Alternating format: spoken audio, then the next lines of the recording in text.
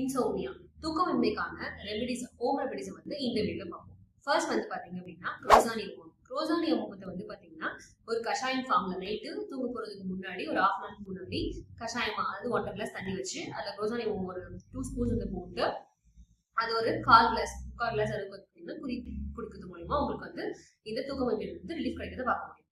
And then வந்து பாத்தீங்க அப்படின்னா கற்றாழை வந்து பிளைன் ஜெல்ல வந்து நம்ம தலைக்கு வந்து அப்ளை பண்ணிட்டு தலை குளிச்சுட்டு வரும்போதும் ஸோ ஸ்ட்ரெஸ்ஸால வந்தது ஹீட்டால வர அந்த தூக்கமின்மைக்கான ரெசல்யூஷனா இது நல்லாவே இருக்கும்.